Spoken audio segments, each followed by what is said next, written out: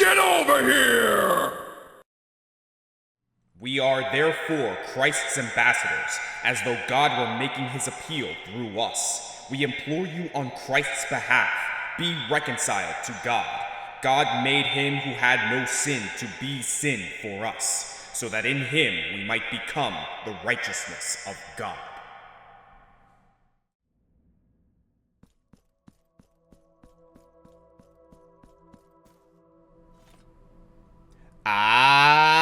Here we go. So, yes, some people in the last episode were telling me about this specifically. So, let's see how this plays out. Con este cristal marco e imbuyo vuestros matraces con la plata y la bilis.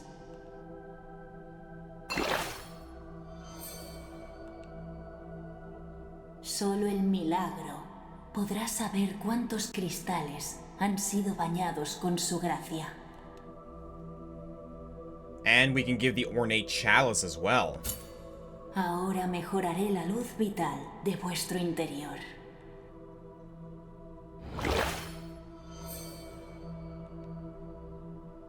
Esperaré a que me traigáis más cálices.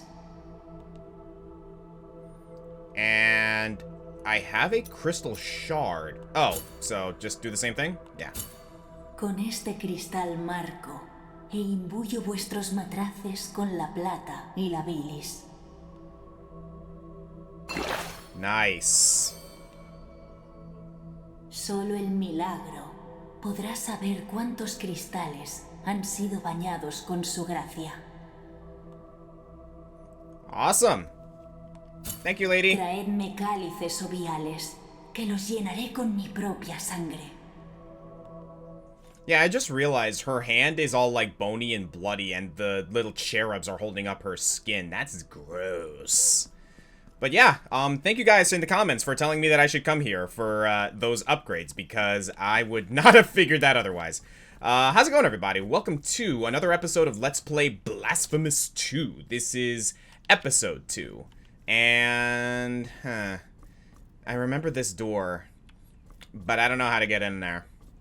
Because, supposedly, there's a way in there through somewhere, but I just can't determine where yet. I'm gonna have to wait and figure that out. So, in the meantime, what I want to do is maybe go back to previous areas I've, explored. And see what else I can find. See if there's anything else I can grab. Get a little more experience with these weapons. Get a little more treasures or something like that. And up my arsenal for before we take on the Crown of Towers. Thank you. So yeah, welcome everybody to today's sermon. And as you guys saw in the beginning of the episode, we looked at 2 Corinthians again. This is the second time I've actually done that. And today, I want to address a topic of... okay. Nice. I want to address a topic that relates to that verse in 2 Corinthians, specifically talking about representation. And what I mean by that is representation in the eyes of God, and just like how one would go about... I guess you could say being like a good witness of Christ, or rather a good representation of their faith, you know? And I figure, what better way to do that with the audience watching my Let's Play? Aha, I see now, I see. Okay, I need to get up there somehow. So I figure what better way to do that than to talk about characters in media that I feel are actually good representations of what a religious character should be. Because there's a bit of a stigma with that, right? Like, a lot of the time when you see... Oh, hello. I didn't even notice that was up there. Oh, I see. It's those, Ow.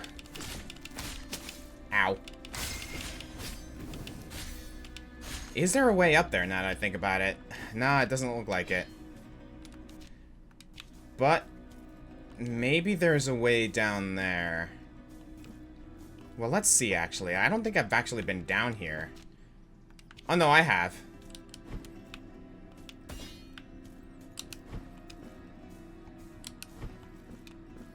Aha! Hell yeah! Alright, awesome. It's time for Veredicto. So, yeah, I want to take this episode to kind of like just talk about good representation of like Christian characters in media, and kind of like use that as a basis for like, you know, to start up conversations. Like, if anyone else asks you guys watching this episode that, oh, hey, like, are there any good religious characters in like games that like, you know, or like in games or in media and whatnot, because like a lot of the time like religious characters tend to make that their entire personality, right? I want to showcase a few characters in this episode that I feel are really, really good representations of what a religious character should be, and in turn, maybe use that as a teaching point for, like, how real-world Christians or real-world religious people should behave. That's pretty much, like, that's pretty much all I want to really talk about today. And the first character I want to talk about is, one that a lot of you might actually recognize. It's Daredevil from DC Comics. So, you guys probably recognize Daredevil as this blind martial artist's vigilante hero from the DC Comics, particularly from Batman. And Daredevil is a really, really cool, like, example to start with, because his religious belief, his faith in, like, you know, Catholicism, isn't exactly, like, the very, very forefront of his character. Like, it is a very, very big part of his character, no doubt. But it's not exactly a part of his character that is, like, incredibly huge. Like, you look at a character like Daredevil, and obviously you're not going to think, oh, yeah, he's a religious character, because obviously Daredevil. The whole devil thing is, like, kind of meant to be both, like, you know, representative, but also kind of ironic. But yeah, here, the thing about Daredevil that I like, right, is Daredevil has not had a good life. He was basically abandoned by his mother at the, like, in the early stages of his life. His father, like, tried to be a good dad, but unfortunately, like, you know, things turned out for the worst. He gets murdered. Oh, there's a sister here. And oh, nice.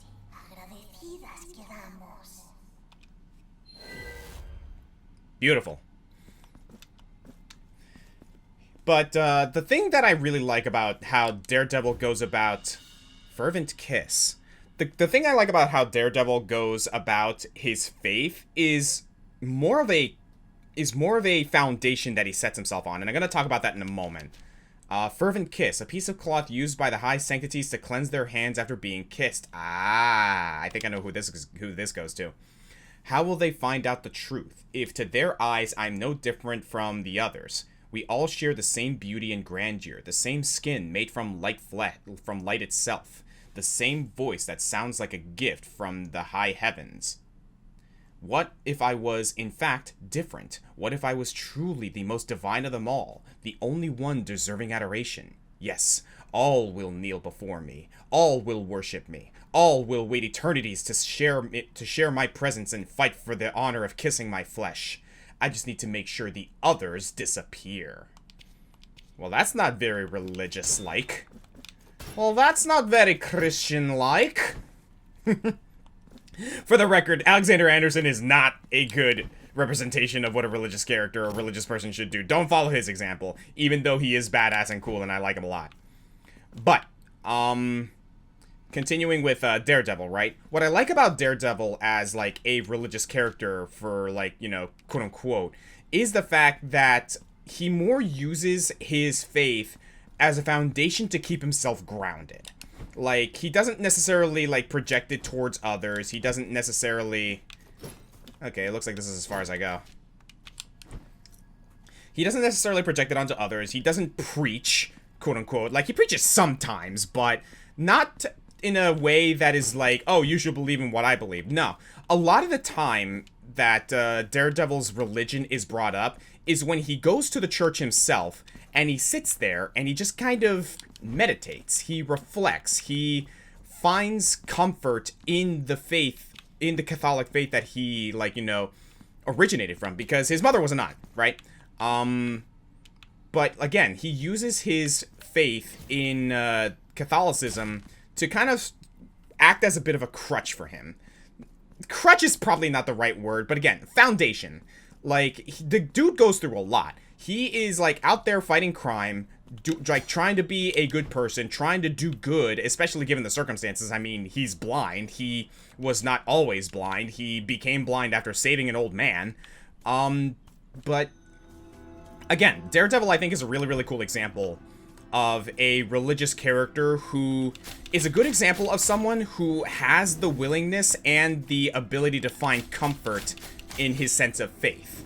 And while that may not work for a lot, that may not work for everybody. That doesn't necessarily, like, you know, religion is not exactly a comforting prospect for, like, everyone. It is still something that works for a lot of people, you know? And Daredevil doesn't necessarily, like, judge anyone for not finding comfort in that religion, but he also doesn't, like, he also is not ashamed to find comfort in it himself. And I like that. Like, I like the fact that there is a character who's basically like, yeah, I believe in this faith, and I use it as a means to help myself get through the day, help myself get through all this crap that I deal with on a daily basis, fighting crime, and, like, you know, being a superhero who has to deal with a lot of, like, you know, aliens and criminals and basically the worst scum of the world in the universe. And he keeps himself grounded because he is able to find comfort in his religion. And that's something that I feel like is a good way to go about it for a lot of people. I personally, I'm one who finds comfort in my religion, specifically because I consider it as a means to just basically be like, hey, you know, the world is terrible. The world is, like, you know, things happen, like, mistakes happen. I'm only human, and I do genuinely find my faith in God to be a comfort. Okay, there's gotta be.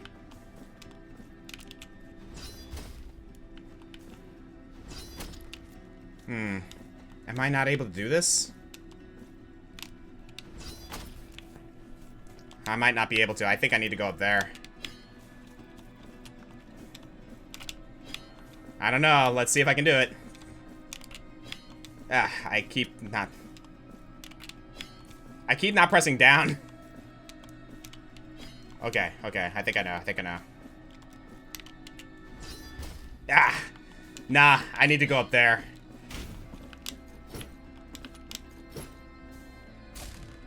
Oh, wait a second. I think I actually can break that. Now that I think about it. Hang on. Let me see. Let me go to my prayers real quick.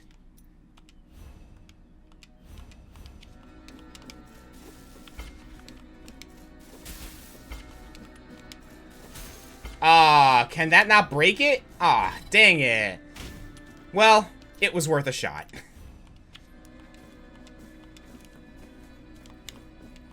Yeah, I think I need to go on those, like, platforms front, like, in the other screen. So, yeah. Daredevil, in my opinion, really, really good representation of a religious character. And that's going to lead into the next one, who is also a superhero, very relevant right now, and I'm pretty sure a lot of people saw this one coming, Nightcrawler. Nightcrawler is a wonderful representation of a religious character. In a very similar vein to Daredevil, but for a very distinctly different reason. Daredevil used his faith as a foundation for himself, and to be able to deal with a lot of the crap that he goes through. Whereas Nightcrawler uses his, like, belief and his faith to better represent, or rather to better, like, acknowledge how one should behave around other people. And I think Nightcrawler is arguably one of the best examples in media of a character who exudes that feeling of forgiveness. Because forgiveness is a big factor with Nightcrawler. The dude's been betrayed by his own family, his own, like, friends, by humanity as a whole, you know, him being a mutant. Especially because he's a mutant who basically looks like a demon. But what I like about Nightcrawler is that despite being, like, being in that situation where he's been betrayed by his own family. His mother basically wanted nothing to do with him, supposedly at first. Like, depends on the continuity you're talking about. But in addition, you know, anyone who's been following, X-Men 97 will know that he is also being betrayed there, for, you know, different reasons. Where is that supposed to open? I'll figure that out.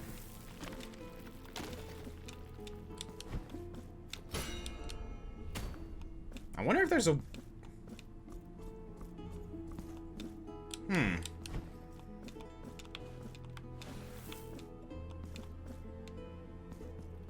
Where is that supposed to open?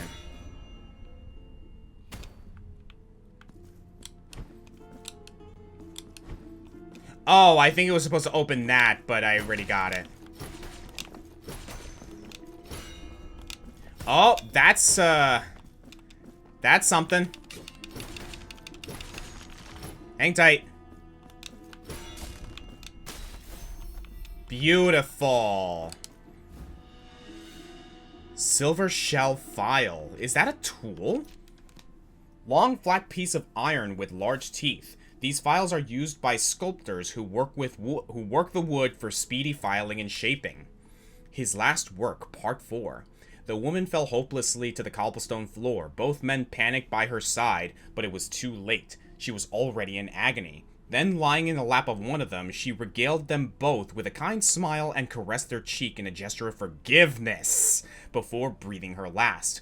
Those two men broke down in tears before such sacrifice, holding her corpse with blood-stained hands. Beautiful. How fitting that is, isn't it? But yeah, going back to Nightcrawler for a moment, forgiveness is a big thing with him. And again, he, like, uses his faith, his Catholicism, his belief in, like, you know, the writings of the Bible to project that. Like, he doesn't necessarily, like, say, oh, again, another example of a character who isn't like, oh, you should believe what I believe. No.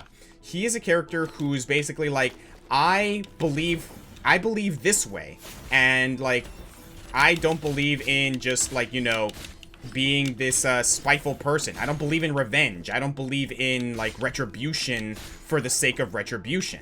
I genuinely believe in the goodness of others and that people can be redeemed and people can be forgiven, and I am willing to take that first step to forgive them. Not necessarily always for them, but if nothing else for myself. And that's, like, the main thing that I like about Nightcrawler, is that he acknowledges the fact that, like, you know, forgiveness is, like, not just for the other person. It is often for, like, you know, the person for doing the forgiving. Their ability to let go. Their ability to find comfort in the terrible situations that they were put into. For those who are watching, like, X-Men 97, like, one of the episodes had, like, one of my favorite moments with Nightcrawler, where he's, like, you know, he meets up with Gambit and Rogue, and, you know, they're having fun in Genosha, and, like, you know, Nightcrawler is, like, being a little shit to Gambit and talking about, like, oh, dude, like, you absolutely love Rogue, like, don't try to deny it. But, what I dig, right?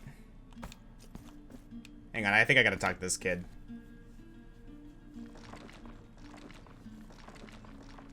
Aha! Look at that. Penitente, mis hermanos os muestran un camino hacia la parte superior de la torre.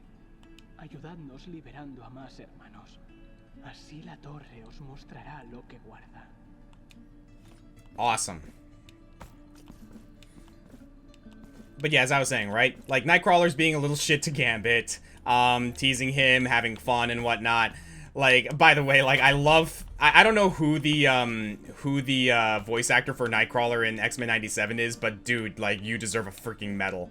Cause, like, his one line is like, you Americans, so theatrical. Love is all starlight, is all, what was it? Love is all violins and close-ups. I blame soap operas. God, like, that's what I like about Nightcrawler. He's such a little shit. but he has fun. And, like, again, he's not afraid to have fun. Like, you know, because, like, you know, religion isn't all, like, humdrum business and whatnot. Like, you know, like, Christians know how to have fun. We know how to, like, have a good time.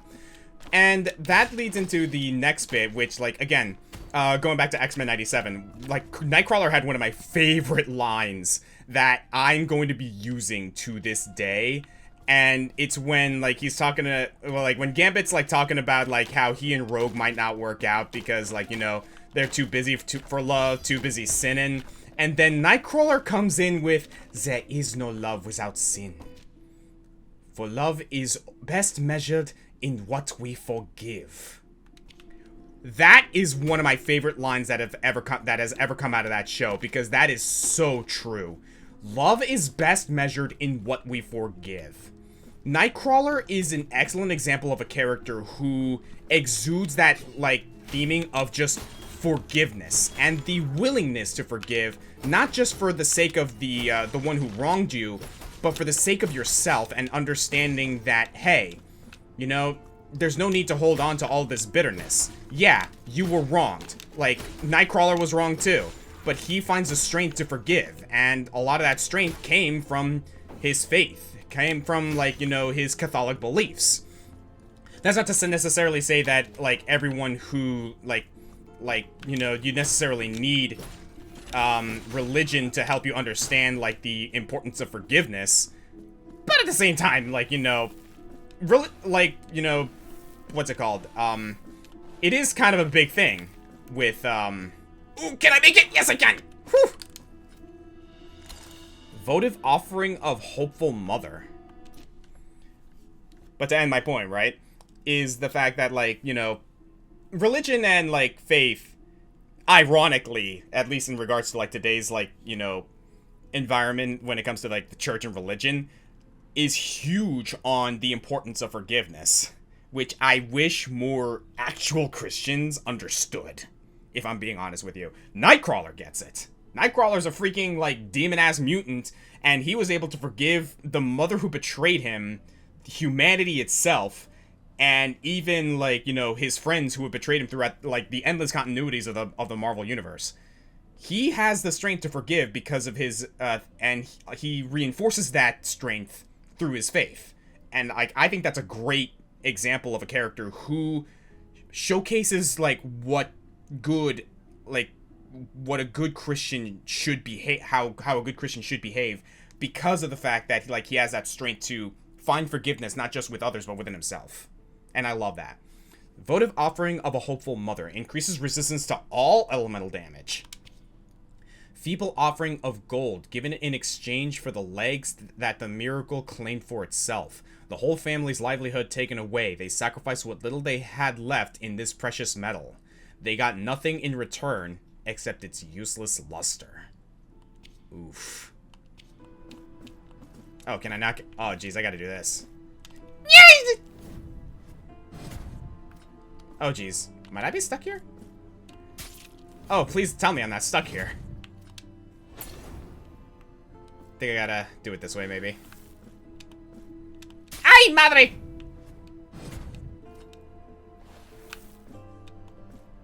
Okay, I'm good. Well, that was a little embarrassing, but I got it. Ah, there's that thing down there. Oh, Jesus. I'm not even sure I can get up there. Nah, there's no way. As a matter of fact, I'm going to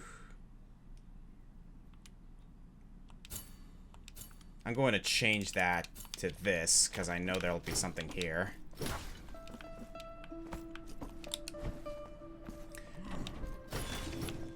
So yeah, like I said, Nightcrawler, excellent example of a religious character in media. But, again, this is a video game channel, so I want to, like, talk about good video game examples. And that whole idea of, like, you know, Daredevil using the foundation of his Catholic faith to, you know, better ground himself to be able to, like, deal with the wrongs of the world, as well as, like, a character like Nightcrawler, who has the willingness to forgive, but also, like, uses that strength to better, like, you know, uses that strength to, like, you know, keep doing what he does and, like, you know, never surrender himself to bitterness or to, like, you know, vindictiveness or, like, you know, vengeance or anything like that. I think that's a good segue into the next character that I want to talk about. Two characters, in fact, because they both come from Octopath Traveler. Opilia and Temos, the clerics of both games. So, the cool thing about Opilia and Temos is that I think they are both good representations of two different, like, aspects of, like, you know, a good side of faith. And did I never? Huh. Oh, you know what? I gotta find my way in there. Did I never do this? Huh. Go figure. Apparently, I missed a lot while I was here. Unless I couldn't have done it.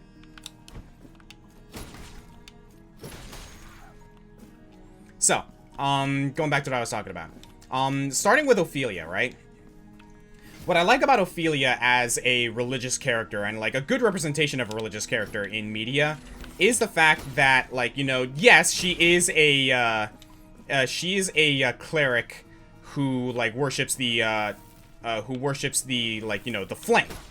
And, like, I'm going to basically, like, be using the flame as, like, you know, basically the representation of God here, because, like, for all intents and purposes, like, you know, not all religious characters have to worship God, necessarily. They can, like, for all we know, like, you know, let's just talk about, like, a character who basically, like, uses religion to worship whatever they worship, you know? Like, the flame in Octopath Traveler is basically the equivalent of God, for all intents and purposes here. Okay, I see. Cool. Forgotten Tribute. I think we've seen this before. A coin that was used for many years as payment for a procession that traversed the road. Yeah, I think we actually got this.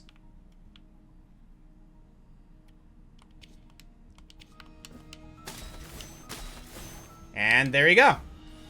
Cloth of the Old Woman.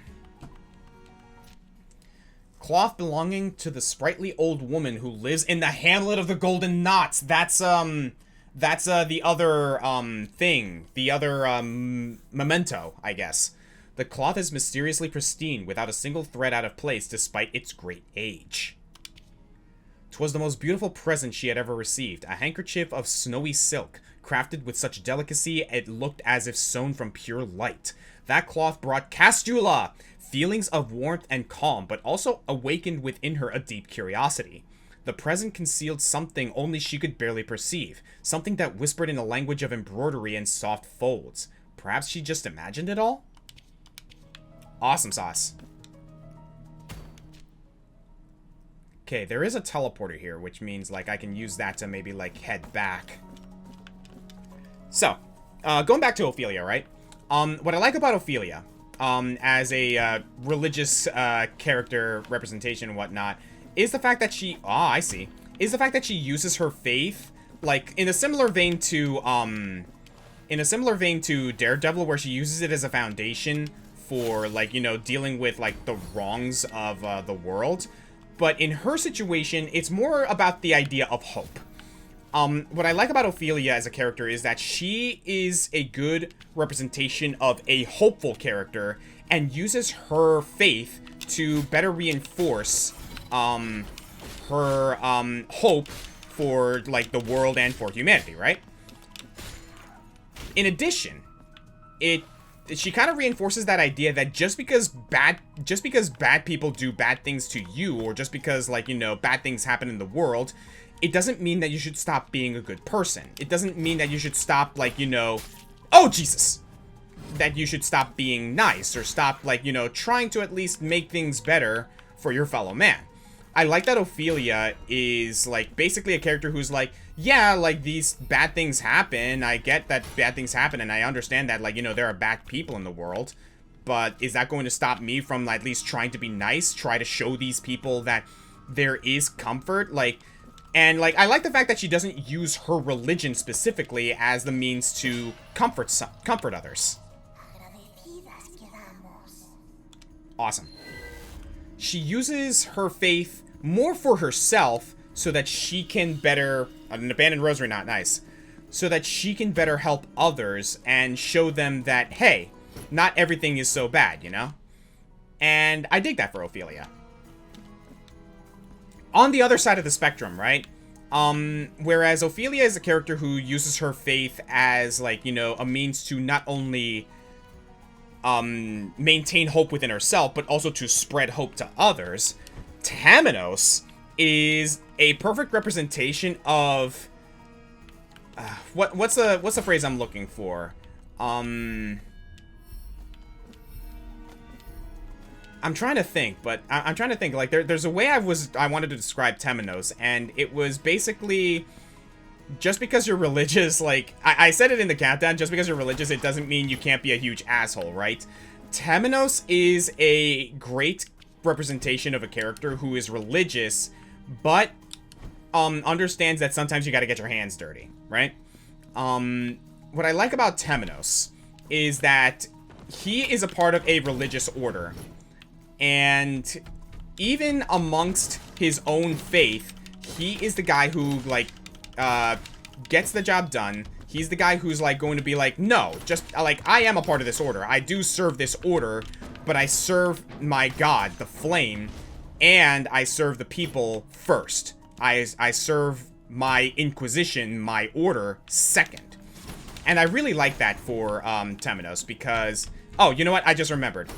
Temos is a great example of a great character representation of the only way evil wins is for good men to do nothing. Temos is a good man. He is an asshole, but he's a good man. And I like the fact that he basically takes it upon himself to be like, yeah, no, my order is in the wrong. My order is corrupt. Like, things are not going well here. So rather than, you know, just sitting here doing nothing, like feigning ignorance, like, his life would be so much easier if he just feigned ignorance and let his order do his thing. But no, he doesn't. He understands the true meaning behind his faith, the true meaning behind, like, you know, the true purpose of the flame. So he uses that as a reason to buckle down and get done what needs to be done. Particularly for the sake of not only his own order, but for the sake of the world. I like the fact that Temos, as an Inquisitor, is a good, like, kind of represents that whole, like, you know, if you can do something, do it. If you see evil, do something about it. If you see, like, bad things happening, don't just stand there and let it happen. Take action. Use the strength that you have within yourself, and possibly your faith, if you believe that, to do what's right. And yeah, I think that's a great, I think Temos is a great representation of that, because, you know, he's a guy who can't sit idly by and just let bad people do bad things. I guess in a way, like, I kind of, like, appreciate the fact that Temos is the type of religious character who is a part of a religious order, but what defines him is not his religious order. It is his, like, as an Inquisitor, his responsibility is not just to enforce the will of God. His responsibility lies in making sure that his order, the very order he serves, stays on the level, you know? And I dig that. We need to hold people accountable. We need to hold, like, you know, people of our own faith, people of our own religion accountable and make sure that they're not being assholes. And I think we need more of that nowadays. We got Rosa of the Three Stars. Launches a spreading volley of short-range projectiles, inflicting fire damage. Ooh, cool.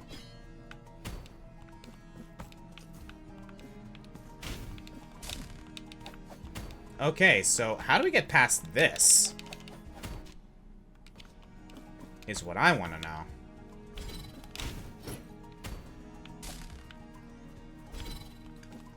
I honestly don't know if I'm missing something here. Okay, someone in the comments tell me about that chain, because I am not entirely sure what to do about that yet. So yeah, Temos and Opilia, great representation of religious characters in my opinion. And here's another good one that might surprise a few people, right? Because I don't think a lot of people might expect this one from me, but Shadowheart from Baldur's Gate. I think Shadowheart is a great character to showcase the representation of a religious character. In a couple of different ways, interestingly, because it depends on how you go about her story, right? A broken bell. What do we got here? Broken bell slightly increases resistance to mystical damage. Empty and jingling tin bell. Strangely, it seems to emit a light tinkling sound in the presence of strange energies, and somewhat protects the wearer from attacks of a magical nature. Oop, didn't mean to do that. So yeah, Shadowheart from Baldur's Gate, I think, is an excellent representation of a religious character for a couple of reasons. I think Shadowheart is a, like, great showcase of what it means to have faith in the religion you believe in, and also the kind of, like, the good extremes of, like, where that faith can take you depending on how you go about it. So, Shadowheart's story in Baldur's Gate 3 is that she's struggling with her faith to a dark god, right? Have I done this yet? Pretty sure I have, yeah.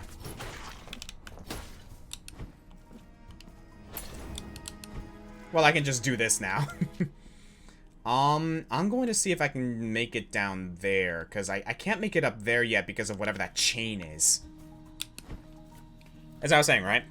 So, Shadowheart is struggling with her faith with the dark god.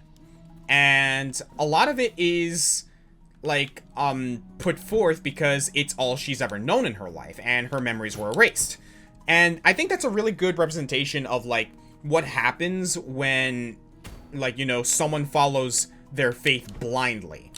Shadowheart at the beginning is a good showcase of, like, you know, oh, like, this is what happens when someone follows their faith blindly and without questioning it. I'm just gonna say right now, if you go about your faith without questioning it, that's not having faith. That's not faith, that's zealotry. Because, I'm gonna be honest with you, I genuinely believe that people of faith, people of religion, should absolutely question their faith.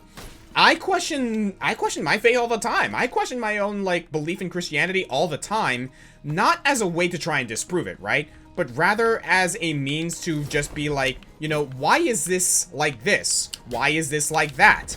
I cannot think of a single, like, Christian who has not gone their entire life at least once without questioning why bad things happen if God is such a good God, you know? That is, like, an age-old question. When it comes to, like, faith in Christianity. And I think it's an important question to ask, because, yeah, it is a, like, it is something that, you know, is, like, a bit of a conundrum when it comes to, like, you know, people of the Christian faith. But going back to Shadowheart, right? I like the fact that, like, you know, she starts out not really questioning her faith. Again, because she was told throughout her life that, like, you know, the reason her, like, memories were erased is, like, for a reason. What that reason is, well, we're not entirely sure. Until later, right? Here we go.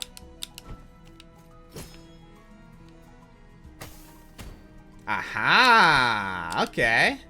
What do we got here? The Thurifer. It is a statue.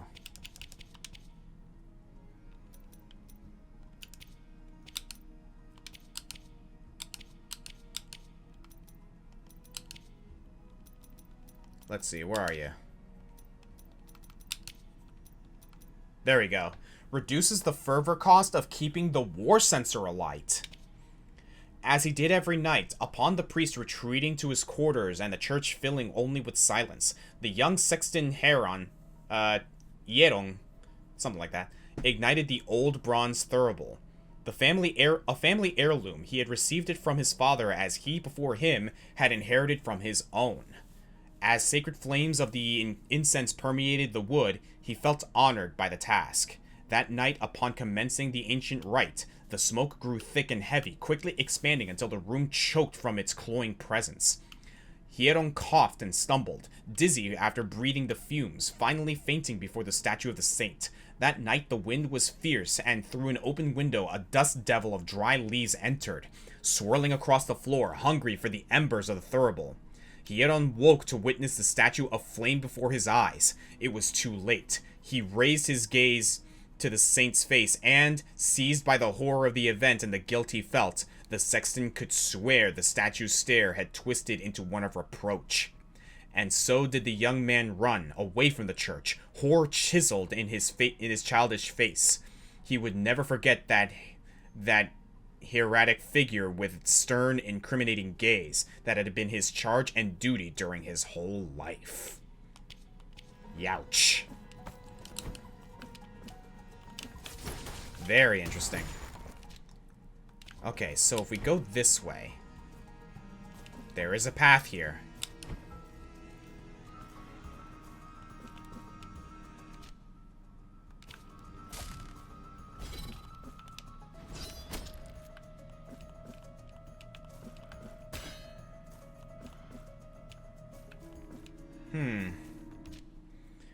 How exactly are you supposed to do this? I don't see another way around unless it's... Unless it might be through here, perhaps. But I was already there, and there's not much I can do there otherwise right now. Alright. Do I have a prayer that lets me get back?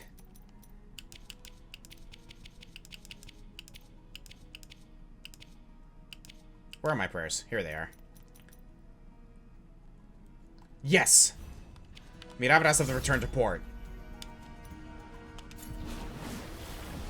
Beautiful.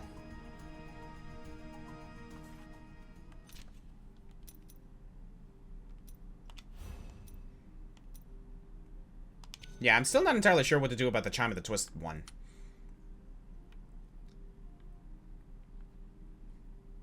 Okay, so there's still a couple of places that I can explore here, and, like, I think this one involved a, floor thing that I can't break yet, so I think I'm gonna leave that for now. I pretty much, explored the entirety of the Mother of Mothers and Beneath Her Sacred Ground. I can't go here yet, so let's see if we can explore the Streets of Wakes for a bit. Oh, no, I think that's, like, the city area. And I can't do that because, like, there's a certain double jump I can't make yet. And I know these sewers down here don't necessarily have anywhere for me to go yet as of right now either. So, yeah, I think our next stage... Like, I think I got everything that I can as of now.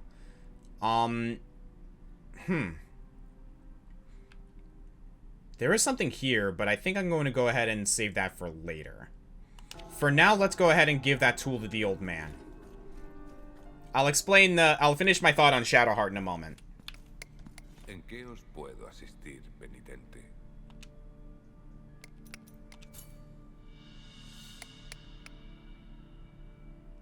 La escofina que traéis es capaz de pulir madera, dejándola tan tersa como los pétalos de las flores secas. Tenéis mi gratitud, penitente. Awesome. I have 6 martyrdom pieces. Or marks of martyrdom.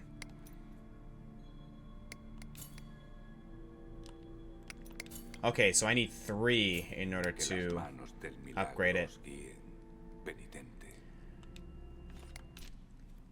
What do I have in terms of that? I have 2 right now. I think I'm okay with this for now. I think I want to use my marks of martyrdom to upgrade my weapons a bit here. So I have 6. Let's unlock the last part for Sarmiento and Centella. And I can upgrade Rego al Alba right now. Increase the ability to stun enemies, increase base defense. Ooh, okay. Covenant of Atonement. Hits during Blood Pact regenerate the pact. Ooh, wow! Okay. That might be nice, actually. Increase the base damage of Ruego al Alba. And Crimson Cleaver. Ah, basically adds another another hit to the combo.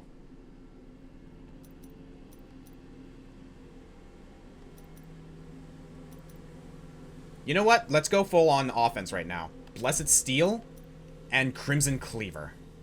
And what is this, Weight of Justice. Creates a wave of increased mystical damage when performing Weight of Sin from a great height. Alright. Awesomeness. So, going back to Shadowheart, right? What I like about Shadowheart's story is it can go in one of two directions based on how the player goes about her story and how Shadowheart perceives her general, like, you know, faith, right? And on the one hand, she can double down on her reverence for her dark god. And as we've seen, this can go into religious extremism and zealotry. And Shadowheart, for all intents and purposes, pretty much goes, like, off the deep end when it comes to worshipping her dark god. I'm going to be honest with you, I don't even remember who, like, the name, her name right now. So, forgive me for that one. And actually, now that I think about it, I should probably go back to the blood mark so I can, like, turn in that gold chalice. But I'll do that in a minute. ¿Poseéis nudos de rosario, penitente? Ahora, dejad que mis manos anuden un nuevo misterio en vuestro rosario.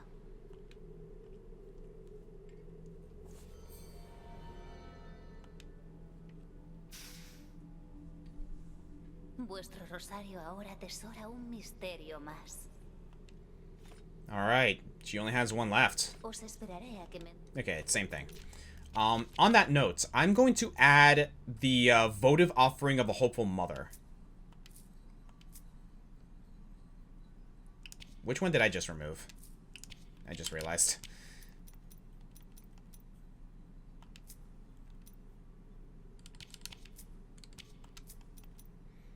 Give me a second here. Oh, I think it was the price of blood.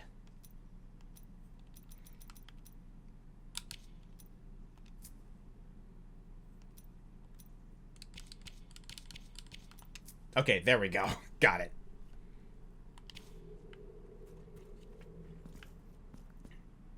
Now then, I am actually going to go back and head to the lady down here, because I do have a chalice. So then, the second part to Shadowheart's whole thing, or I guess a third part, because, like, again, she kind of goes through it in 3 different phases. There's that blind faith bit, in the, like, when she starts out her story. There's the zealous extremism that happens when she doubles down on her faith. But then there's the third one, which I think is the best outcome for Shadowheart. And that is when she starts to, as I explained earlier, question her faith. She questions her faith in her dark god and then turns to Saloon after she realizes that her dark god doesn't have her best interests at heart. And I think more people need to do that because, again, not a lot of people necessarily, like, find their comfort in whatever they've been led to believe. You should question your faith. You should question your beliefs, because what good is faith if you don't ask questions? What good is faith if you don't inquire, if you don't learn more about it? Being faithful without asking questions about it, that's not faith, that's zealotry. And Shadowheart is a good representation of that. The beginning of her story shows like the troubled soul, her troubled soul, when she's following a faith blindly. Granted, I'm going to give her credit for not necessarily projecting her faith onto others, unless she's asked about it, and I appreciate that. Then there's the second part, where she doubles down on her beliefs to the dark god, and she basically becomes a zealot. She basically becomes, like, a full-on, like, you know, ride or die for her dark god, which tends to make her a little more than murdery. But then there's that third option where she turns to Saloon, but that's after she questions her own faith and realizes that her dark god doesn't necessarily have her best interests at heart. And I like how that's represented in Shadowheart. Those 3 different phases of religious belief. And I think, like, that's a good way to showcase what happens when you take the time to question your faith. We take the time to question what you want out of your religion, you know? I think Shadowheart is a really good example of that. Hand over a chalice. Ahora mejoraré la luz vital de vuestro interior.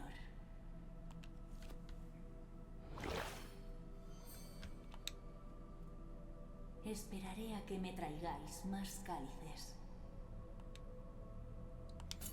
Traedme cálices o viales, que los llenaré con mi propia sangre. Awesome. That being said, there is that, like, one lady. I think this might be it. I'm actually going to check that out now that I think about it, because I do want to see what that's all about. I just gotta remember where she is. I'm gonna go ahead and explore down here. I'll see if I can find her. So, we have time to go over one last character that I think is a really, really good representation of a religious character. And this one might actually surprise you, because I don't necessarily consider this game to be a paragon of good character writing. But believe it or not, I want to talk about Pandre from Fire Emblem Engage. I think Pandre is a wonderful representation of a religious character because for a couple of reasons. The main one is how he behaves in regards to his faith. So, long story short, Pandre is a priest from Solm who runs his own church. He is basically the pastor of a church, right? And how does he go about, celebrating his faith? He parties like there's no tomorrow. And I like the fact that Pandre kind of represents a character who is very ride or die on his faith, but in the most fun way possible. Like, he is a character who, like, holds true to his faith. Beautiful. He holds true to his faith. He holds true to his beliefs. He absolutely adores the Divine Dragon. And he does so in a way, not just through, his, love for partying, but also in the way he, behaves around others. If you want a good example, because, again, Pandre wasn't exactly an important character in the story of Fire Emblem Engage, so a lot of what you're going to get out of him is in support conversations, and I think his support conversations are some of the best in the game. The 3 in particular that I feel are a good showcase of Pandre. Can I do anything with you? No. The thing that makes me, see Pandre as, a really good representation of a character is his support conversation with Vander, with Panette, and with Fogado. Okay. Maybe it isn't the Streets of Wakes now that I think about it. I don't think I can make that. So, yeah. It actually might be in the Streets of Wakes. I'm trying to remember where this thing is. Or it might actually be over here. Yeah, I don't remember where this lady with the hand is. I'll keep looking around. Someone in the comments can probably tell me. But, going back to Pandre, right? Pandre, showcases a lot of what a man of faith, or a lot of how a man of faith should behave when it comes to, not just his order, but also just in how he, sees other people, you know? Hang on a sec.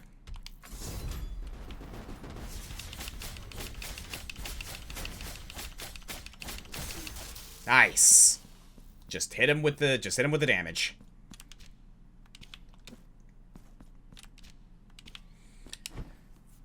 So, going back to what I was saying, right? So, his conversation with Vander. I really like, because Vander is also a religious character. He is the servant and the paladin to the divine dragon himself, herself, depending on which gender of Valyria you're playing, right? But I like that he has this conversation with Pandre about just, like, you know, how you go about your worship, because Vander's method of worshiping is being a servant, meditating, training, and bettering himself in order to better serve his god. And Pandre never gives him crap for that. Pandre is, like, a guy who's like, oh yeah, like, absolutely, that is a great way to worship. Like, he respects Vander like crazy, as well he should. Crap baskets.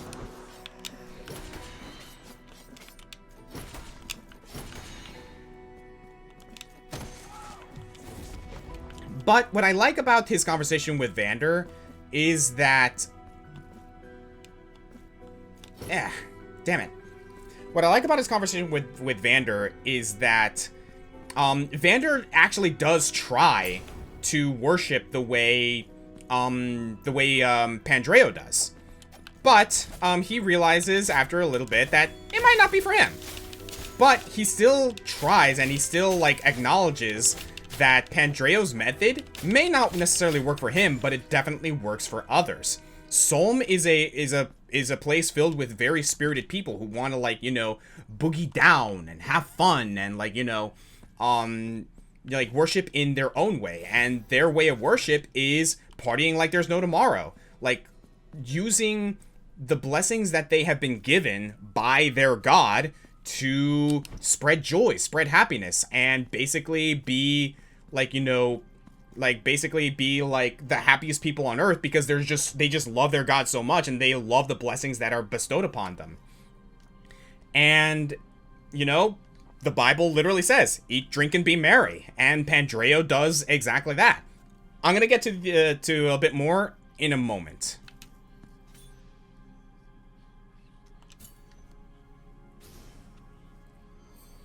Oh, so that's what that's for. Sentir como vuestro fervor exuda por cada fisura de vuestro metal y regocijaos. Penitente mío, os continuaré asistiendo si me entregáis vuestros besos. Well, I got another one for you.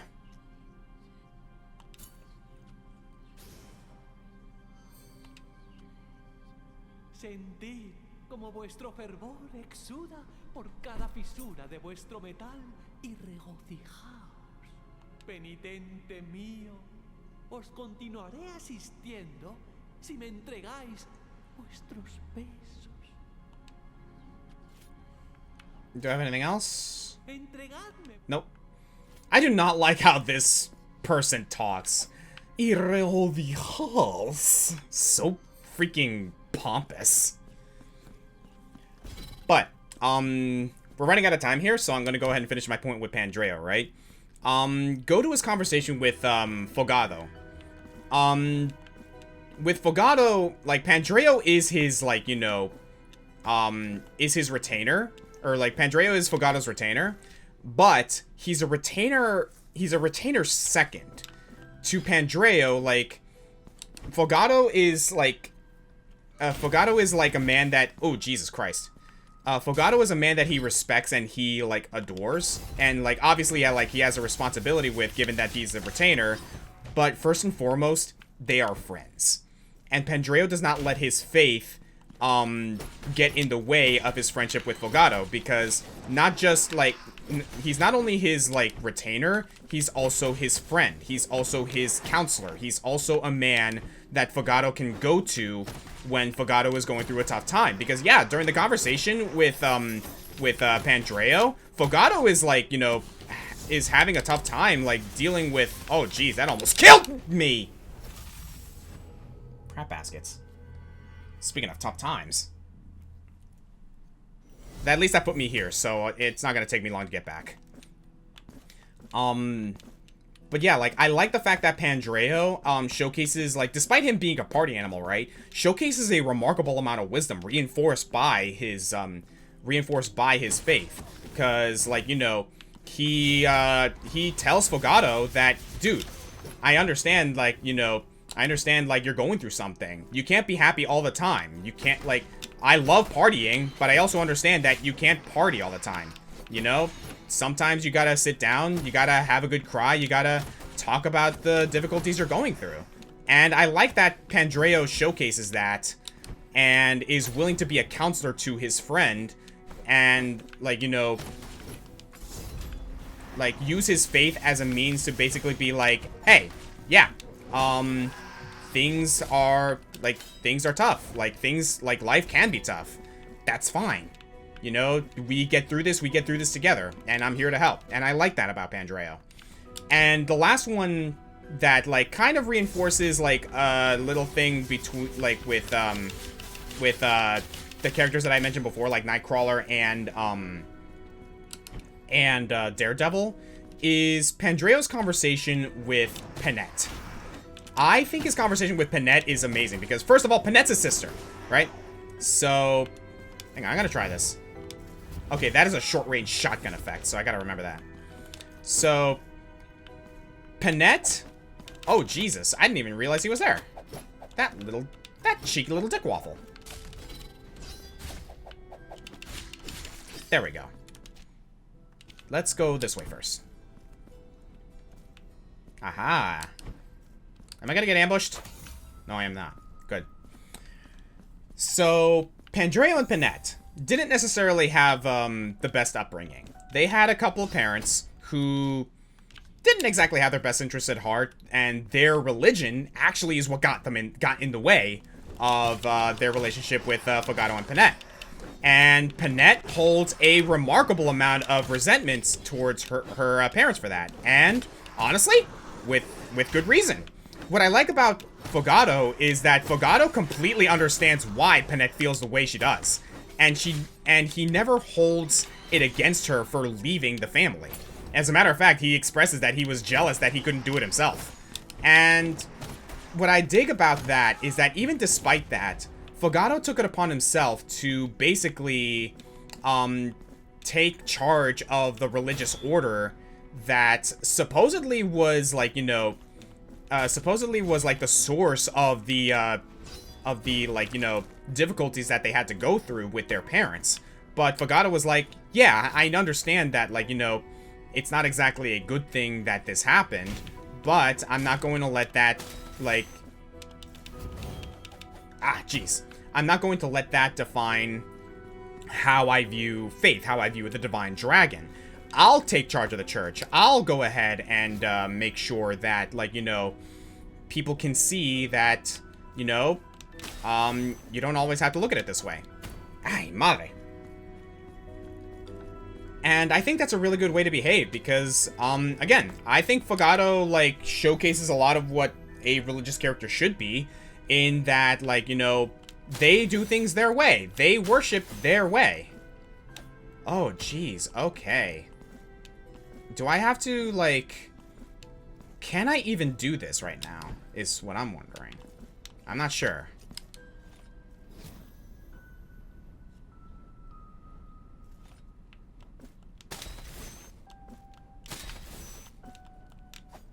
Nah, I don't think so. I think I'm missing another ability, perhaps.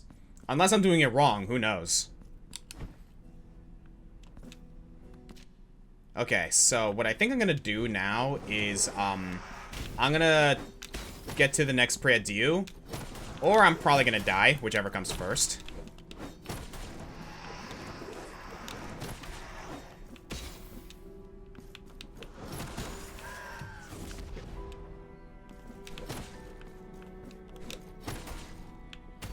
But we shall see. So, yeah. That pretty much, concludes my, my showcase of characters who are good good representations of, you know, faithful characters, Christian characters, or religious characters that I think are a really good way to showcase, like, how actual Christians should behave, you know? Like, these characters, Daredevil, Nightcrawler, Shadowheart, Opilia and Temos, and Pandre, I think are excellent examples of religious character representation, in my opinion. Embossed Rat Skull. Significantly increases martyrdom points earned. Wasn't there one that slightly increased Tears of Atonement? Oh, this one, like, increases martyrdom points. Actually, you know what? I need that. Oh, that actually is better than the deformed Rat Skull. Alright, let's go with the embossed rat Skull. And, that brings me down here. Cool! So now I can go this way. So yeah, what I'm gonna do is I'm going to, just find one last Perdue, and I think that will be the end of the episode. While I'm concluding this, though, like, by all means, guys, let me know in the comments, what characters in, media you think are good representations of religious characters, and what do you think of mine? And what is this? Penitente, este no es lugar para nadie. ¿No veis que la muerte respira este mismo aire que seca nuestras gargantas? Que pisa estos mismos suelos. No se oyen siquiera los llantos a los muertos. Pues aquí hasta los llantos están prohibidos. Yo permaneceré en la sombra tras estas rejas para que no veáis mi enfermo rostro. Pero aunque no hay nadie que logre a lo largo de su vida saber verdaderamente quién es, puedo deciros de mí un nombre. Casto. Qué tenebroso suena un nombre cuando se dice en esta oscuridad. Puede que tenga algo para vos. Si es así, tomadlo y marchaos. Oh, what? You can shop here? Oh, nuts! What do we got? Ornate Chalice, Bleeding Crown. Casts a crimson disc along the ground that inflicts mystical damage. Power Wave. Remembrance of Gastula. Wait a second. Wouldn't I be getting that one... Huh. Oh, no. I think I remember, like, someone mentioning that, I wouldn't be able to do this one because... Or maybe. It depended on which side I entered that room. I'm gonna grab this. Okay, I can only buy one more thing.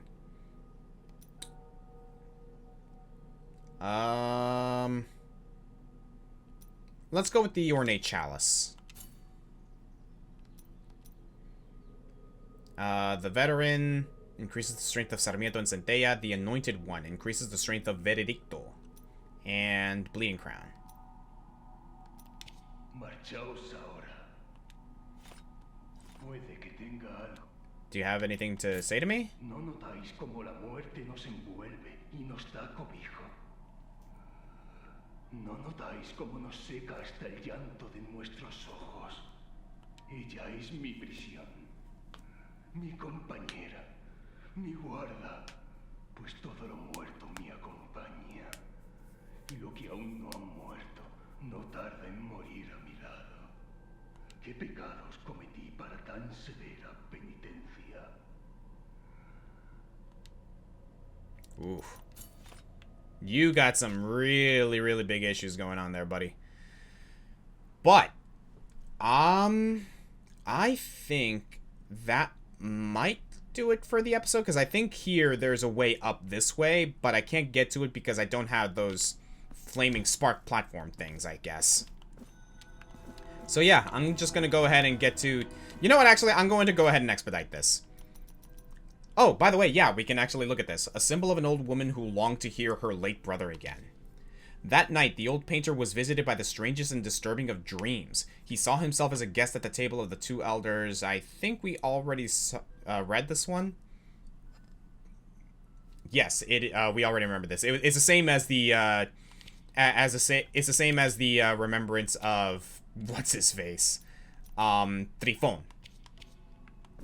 Alright, so yeah, that's something we're gonna have to take back to the carpenter later. Awesome! So yeah, this worked out great. I think what we're gonna do next time is we're gonna head over to the Crown of Towers after a little bit of last maintenance, with the carpenter back at town, and then we can make our way to the Crown of Towers and see what other abilities we can unlock, see what else we can get, and we can go from there. Oh, that is so good. Hang on a sec.